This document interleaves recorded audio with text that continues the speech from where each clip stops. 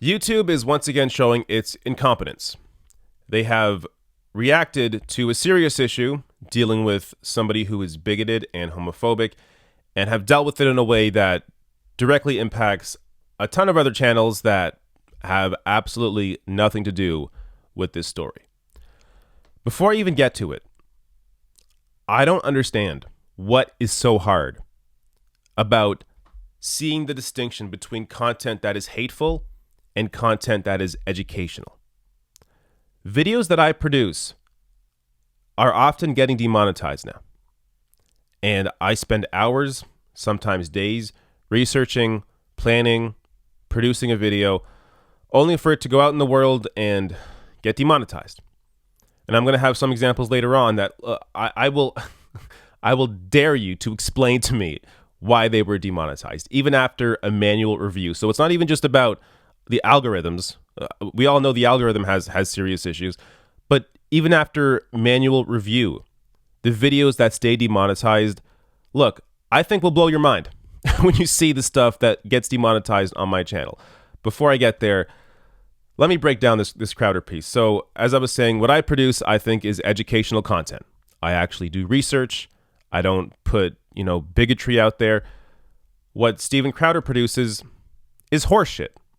So this brings me to the serious issue that Carlos Maza of Vox raised, where he shared Steven Crowder's highlight reel of homophobia that was directed towards him. So Maza tweeted out, "Since I started working at Vox, Steven Crowder has been making video after video, quote unquote, debunking strike-through. Every single video has included repeated overt attacks on my sexual orientation and ethnicity. Here's a sample." Now, I'm not going to play the video. I think a lot of you have already seen it, but I'll link to it below my video if you want to see this highlight reel of homophobia. But let me continue on with Carlos's tweets. "I've been called an anchor baby, a lipsy queer, a Mexican, etc. These videos get millions of views on YouTube. Every time one gets posted, I wake up to a wall of homophobic and racist abuse on Instagram and Twitter.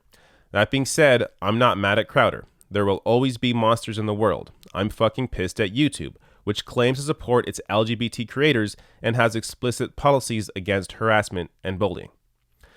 So I'll get deeper into YouTube's terms of service later on in the video, but essentially, he's right.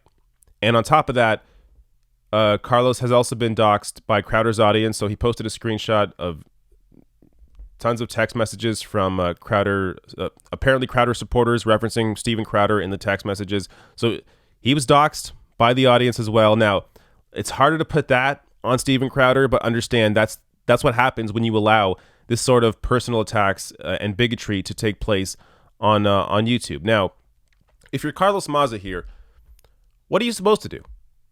I mean, there are repeated personal attacks on his sexuality that were not dealt with by YouTube. Is he supposed to just be silent about that? Just allow it to continue? No, he discussed it. So anybody blaming Carlos Maza for how incompetent YouTube has been in dealing with this, you're being ridiculous. Carlos Maza did what he should be doing, and which is discussing these attacks publicly and shedding light on them and showing how incompetent YouTube is. Now, even apart from that, let's say you don't care at all about Carlos Maza being attacked. You don't care at all about him. Think about the impact on society. Steven Crowder has almost 4 million subscribers. When he's putting videos out there, laughing, making jokes of somebody or about somebody because they're gay, personally attacking them in those jokes because they're gay. Crowder's audience, I assume, is largely kids and teens. I mean, I look, maybe there are adults out there that find this shit funny, but I was watching it and I'm thinking to myself, this is like straight out of grade 7 when it was, for me, the year 1997. And maybe back then I would have found some of this stuff funny. But since then, us as a society and me as a person have grown, and we understand now this shit is harmful. This has a serious impact on culture, on society, on kids. So for you to think it's okay for Crowder to be out here making fun of somebody because they're gay, understand the impact that has on our actual culture. So the inverse of that, in case you're completely ignorant of how this kind of content influences people, the inverse of that is a show like Will and Grace. So a show that honestly I never cared for, but millions of people watched, and it had a real impact on marriage equality. It not only helped change VP Joe Biden's mind on gay marriage, ultimately getting him and Obama to support it, Will and Grace also helped change America's mind, normalizing gay relationships for millions who were once completely ignorant. And that's just one of many examples. So I pulled out Will and Grace because it's referenced often, but it should be obvious that television has an impact on people, has an impact on society. That should be obvious. I mean, all you got to do is look at cable news. Cable news forms the entire conversation around news and politics. So yes, television has an impact on society.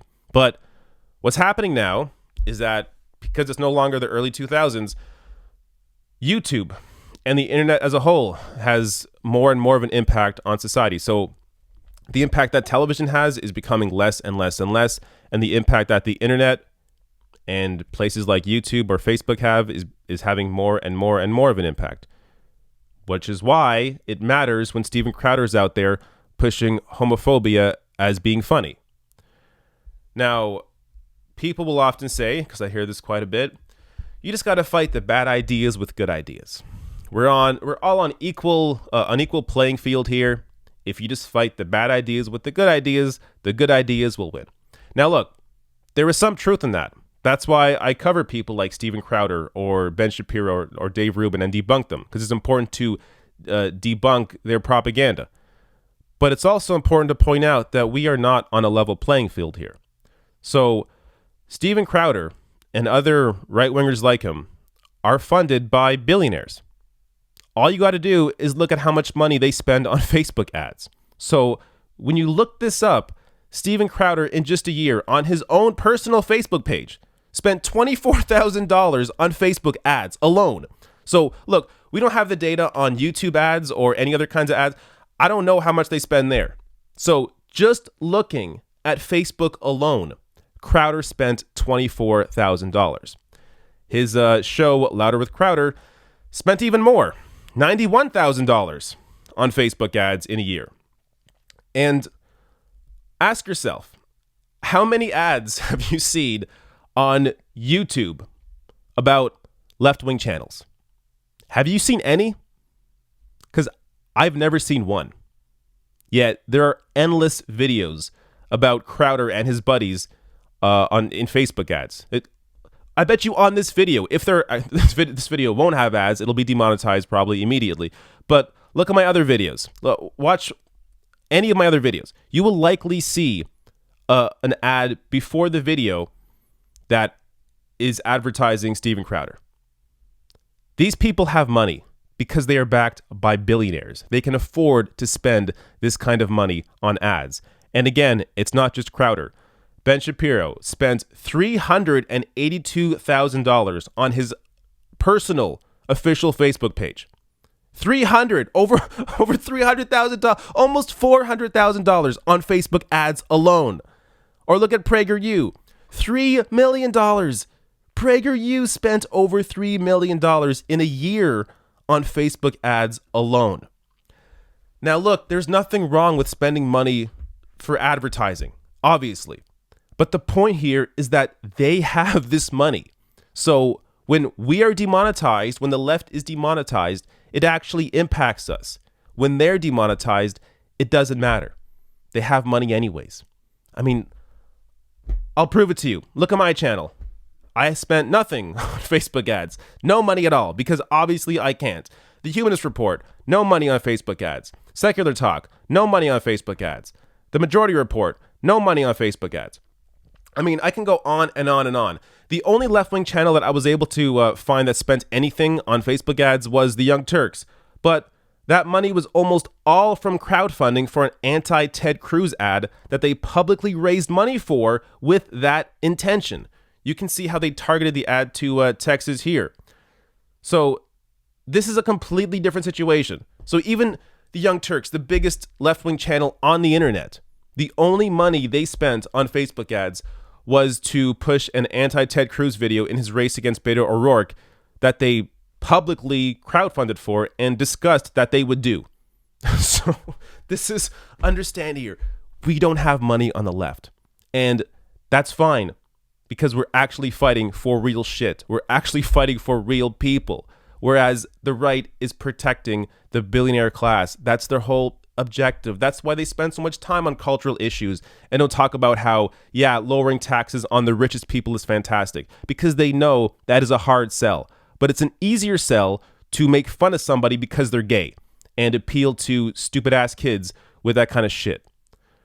Now, it's not only about being outspent here, obviously, but again, it's about the battle of ideas, right? The battle of ideas. So when I engage in that battle of ideas, oftentimes, as I said earlier, my videos also get demonetized, even though my videos are not about hate or, you know, bigoted speech or attacking somebody because of their sexuality.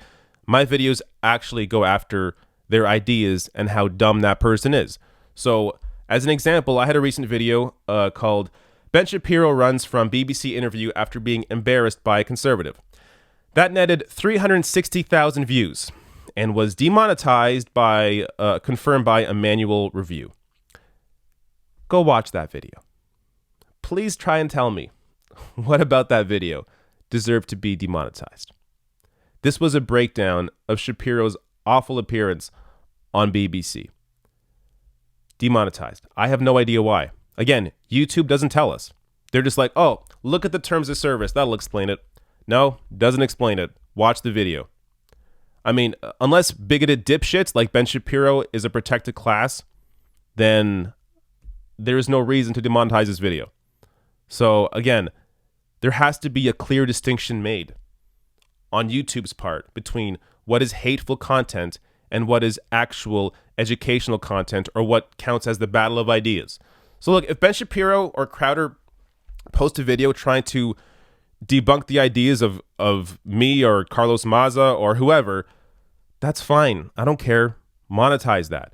But when it gets to the homophobic shit, when it gets to attacking somebody because of their sexuality or because of where they were born, I mean, how can you not make that obvious distinction?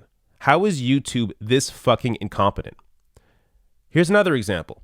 I had a video called How Hate Movements Recruit and How to Help Prevent It. Again, how to help prevent it. 33,000 views, demonetized, confirmed by manual review. I mean, this one's clear as day. Go watch that video. It's a video discussing how these hate movements recruit and how to help prevent it. This is an educational video. This is a video with a positive message. Demonetized because YouTube apparently can't tell the difference between a video that is about hate and one that is trying to debunk hate. Another example. This one's a more recent one. Pro-impeachment Republican gets standing ovation. This was demonetized after a manual review. This was about Justin Amash coming out for impeachment of Donald Trump. Amash being a Republican supporting impeachment. I don't know why this was demonetized. This is maybe the one that confuses me the most, because this is just news. This was covered by everybody. So unless they have a Trump supporter on staff that personally demonetized this video, I don't understand why that video was demonetized. And look, it's important to point out too, when a video gets demonetized, oftentimes it's also delisted, meaning that it's not suggested in the bar at the side that brings up the next videos. So these videos get less views as well as not making money. For me, it's not even just about the money, which of course is important. I have to be able to make money to live, which is also why I have a Patreon account, which I'll get to again at the end of this video. Again, support or please support the channel if you can. But it's also about people seeing these videos. I want people to see my arguments. I want people to see what I'm discussing. So this is the shit that YouTube should be called upon to do better. I mean, how can you not make the distinction between what is hate and what is not hate? YouTube should be hiring more people, should be hiring journalists, people that are educated in this, to understand what is actual educational objective content versus what is content that is just there to be bigoted and hateful. And again, look, if somebody's wrong about something, like, you know, Ben Shapiro is often, or Crowder is often, but they're kind about it, or not even kind about it, but if they're not, as long as they are not attacking somebody for their sexuality or whatever, somewhere they were born, or whatever the hell it is, like someone's disability, as long as they are not doing that, then go ahead. I don't care. But understand here, if a left-winger did what Steven Crowder did, if a left-winger posted a video going after Dave Rubin and attacked his sexuality, attacked him because he's gay, made jokes about the fact that he's gay like the way Crowder did, yeah, that video should be demonetized. They should be dealt with. So that's where my standard is. My standard is in what is the actual content of the video, not this obscure standard of, oh, it's all the same. I mean, it's news and politics. We can't tell what's bigoted. We can't tell what's fighting hate. It's all the same. No, there are obvious distinctions to be made here. And even look at someone else like this journalist, Ford Fisher. So Ford Fisher got caught in the crossfire. Before I get to Ford Fisher, the videos of mine that are being demonetized, this happened well before all the Crowder stuff. So this has nothing to do with that news story. But when we get to someone like Ford Fisher, he was caught in the crossfire this week based around this Crowder shit. So he tweeted out, within minutes of YouTube's announcement of a new purge, it appears they caught my outlet, which documents activism and extremism in the crossfire. I was just notified my entire channel has been demonetized. I am a journalist whose work there is used in dozens of documentaries. So Ford Fisher, his videos are in Netflix documentaries, PBS documentaries, news outlets use him. The idea that they would demonetize him because of Steven Crowder's homophobia, I mean, this shows you how incompetent YouTube is. And it's on them to hire more people to be able to understand what is and isn't news, what is and isn't bigoted. And on top of that, it shouldn't be that hard to figure out. Ford Fisher goes on here. YouTube is providing cover for the very people they claim to be combating when they cast a wide net that removes every kind of content creator. When YouTube demonetizes Crowder and I in the same purge, they create a false equivalence. This is exactly right. YouTube needs to be held accountable for being this fucking incompetent, for not being able to tell Ford Fisher, who is clearly a journalist producing content for documentaries, can't tell that. You can't differentiate his work from Steven Crowder's homophobia. Really? This is not hard, guys. Now, how did let's get back to the story here. So how did YouTube respond to Crowder? Well, after a ton of confusion on YouTube's part, because of course they're completely incompetent, YouTube tweeted out, "Sorry for the confusion. We were responding to your tweets about the t-shirts. Again, this channel is demonetized due to continued egregious actions that have harmed the broader community. To be reinstated, he will need to address all of the issues with his channel." So Steven Crowder's channel was demonetized. Now, again, there was so much confusion around it because first they said he was demonetized. Then they said, oh, only the videos that have a link to his t-shirts, which are also homophobic, of course, are going to be demonetized. But then they came back and said again, no, actually, his entire channel is demonetized until he deals with the issues, whatever those issues in their mind are. So let's just look at YouTube's hate speech policy page, which dictates exactly what they do and don't allow on YouTube. So as Gizmodo writes, YouTube's hate speech policy page specifically bars content promoting violence or hatred against individuals or groups based on a number of attributes, including ethnicity, race, and sexual orientation.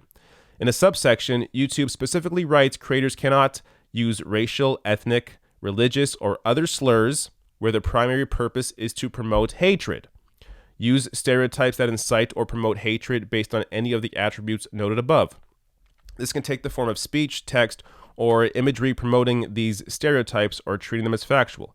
Invoking hurtful stereotypes of gay men as effeminate to target a specific gay person, as well as disparaging references to that person's ethnic background, seems about as straightforward a violation of this policy as can be.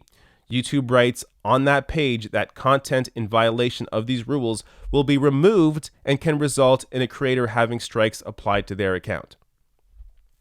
So basically here, YouTube didn't follow their own terms of service. They had somebody in Steven Crowder personally attacking somebody because of their sexuality, which is against their own terms of service, and they didn't act on it.